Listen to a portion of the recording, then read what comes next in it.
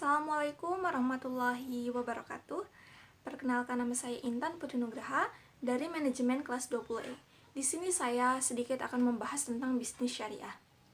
Bisnis syariah adalah bisnis yang dijalankan dengan mengikuti aturan-aturan syariah. Jadi kalau kita ingin tahu bisnis kita itu bisnis syariah atau bukan, jawabannya adalah apakah kita sudah menjalankannya sesuai dengan hukum syariah atau tidak. Kalau kita menjalankan bisnis secara alami, secara apa adanya, ataupun mengikuti teori-teori yang ada, tetapi tidak tidak mau terikat dengan aturan syariat, maka tidak akan ada pahalanya, walaupun kebetulan benar di dalam Islam itu, tetapi dianggap tidak bernilai di sisi Allah Subhanahu wa Ta'ala. Nah, Rasulullah pun bersabda, barang siapa yang beramal dengan satu amalan yang tidak melalui perintahku, yaitu Al-Quran dan Sunnah, maka amalan itu akan tertolak. Nah, rukun jual beli itu ada 3. Yang pertama, ada 2 belah pihak yang berakad, objek akad dan ijab qabul. Misalnya saja, kita melakukan jual beli, sudah ada 2 belah pihak, yaitu penjual dan pembeli. Objek yang diperjualkan ada, atau barang yang diperjualbelikan ada. Kemudian sudah ada penawaran atau ijab, dan kemudian ada qabul. Nah, ini rukun sudah terpenuhi. Ini biasanya jual beli yang dilakukan oleh pembisnis sudah benar. Akan tetapi, jika itu dijalankan secara alami dan tidak tahu ilmunya bahwa itu sudah sesuai dengan hukum dan ketentuan syarat-syarat itu, insya Allah tidak ada pahalanya di dunia, dan di akhirat tidak akan barokah. Jadi bisnis yang sesuai syariat Islam itu akan membawa barokah. Barokah itu apa? Barokah itu secara sederhananya orang yang mendapatkan rezeki gitu. Jadi berbicara tentang hukum bisnis syariah pasti ada sangkut pautnya dengan untung dan rugi.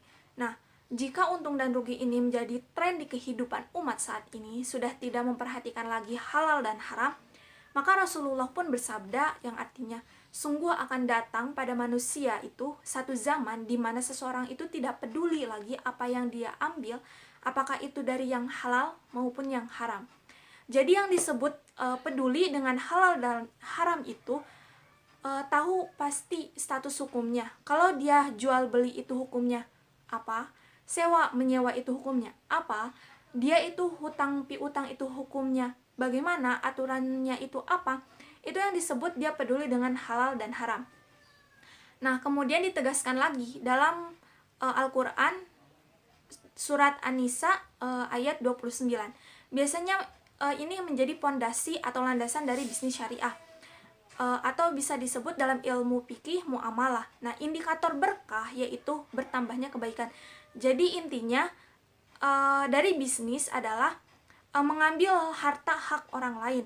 Dalam surah An-Nisa ini juga ada kata batil yang artinya tidak sah. Makanya bukan milih kita di dunia tidak akan mendapatkan pahala, sedangkan di akhirat akan mendapat dosa. Contohnya saja begini, kita membeli motor dengan cara kredit tetapi dalam leasing gitu. Dalam leasing itu menyambung 2 akad atau multi akad, berarti ada 2 sewa menyewa. Nah, dalam hadis Rasulullah berkata jika ada 2 akad itu hukumnya haram dan menjadi dosa gitu. Nah, selanjutnya cara tidak ingin batil atau ingin tidak batal dalam jual beli sah, syarat pertama yaitu melakukan atau dengan melakukan perniagaan, Yang kedua, 2 belah pihak itu harus saling ridho.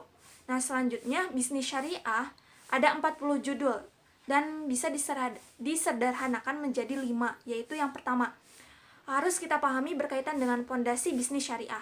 Yang kedua, membentuk perusahaan syariah. Yang ketiga, ketenaga kerjaan syariah. Yang keempat, permodalan syariah. Dan yang terakhir yaitu transaksi-transaksi bisnis syariah. Nah, selanjutnya ada hukum syariah, yaitu ada 2. Pertama, hukum taklisi, hukum yang berkaitan dengan amal perbuatan manusia yang terdiri dari wajib, sunnah, mubah, makruh, haram. Dan yang kedua yaitu wedding, hukum yang menghukumi hukum taklisi, bisa disebut pondasi hukum taklisi. Hukum WDI rukun dan syaratnya harus terpenuhi. Nah, bisnis bersama yaitu membentuk perusahaan syariah yang dikenal dengan syirkah Islam. Contohnya saja seperti ini. Perusahaan perseroan terbatas. Jika tidak memenuhi rukun akad, maka hukumnya haram. Semuanya haram. Karena pembentukan akadnya haram, artinya perusahaan itu tidak boleh pemodal dan pemodal. Kaidah fikih mengatakan apabila gugur hukum pokok, maka gugur pula hukum turunannya. Mungkin seperti itu. Nah, mungkin yang selanjutnya yaitu ada 4 modal dalam berbisnis. Yang pertama ada modal atau harta. Dalam modal usaha seringkali kita memahami arti modal. Misalnya, kita tidak punya modal, padahal sudah lulus kuliah, padahal skill itu modal. Karena itu dalam Islam arti modal itu tidak hanya bentuk finansial uang maupun harta. Nah, yang kedua ada skill. Bahkan seringkali skill itu lebih penting daripada sekedar uang. Kalau kita dipresentasikan peran skill dalam keberhasilan dalam wirausaha, itu lebih dominan dibandingkan dengan uang. Maka jangan sepelekan persepsi kita tidak punya modal. Allah beri modal, kita itu luar biasa, badan sehat, punya semangat, punya relasi, itu juga termasuk modal. Tetapi seringkali peta pikiran kita tuh sempit gara-gara kurang uang, akhirnya kita tidak berwirausaha. Nah, yang ketiga yaitu peluang. Peluang seringkali tidak terulang. Kalau kita punya skill baru dimulai, ketika kita mempunyai uang baru menempatkan peluang itu. Seringkali sudah berlalu gitu. Karena itu sangat atau segera manfaatkanlah, gunakan skill kita untuk mendapatkan uang dan peluang itu. Nah, yang terakhir yaitu kuncinya adalah kemauan.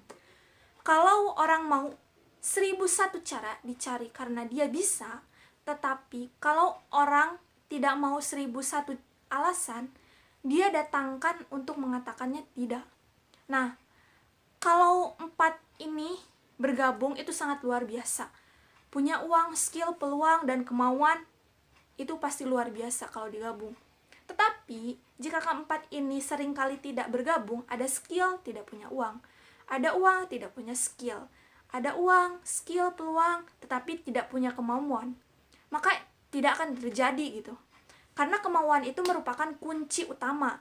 Harta itu bisa dicari, peluang itu bisa dicari, atau peluang itu bisa dicari, skill itu bisa dipelajari. Kuncinya adalah kemauan, mau atau tidak dari kita, atau dari diri kita sendiri gitu. Mungkin sekian yang dapat saya sampaikan, kurang lebihnya mohon maaf. Wabillahi taufiq wal hidayah. Wassalamualaikum warahmatullahi wabarakatuh.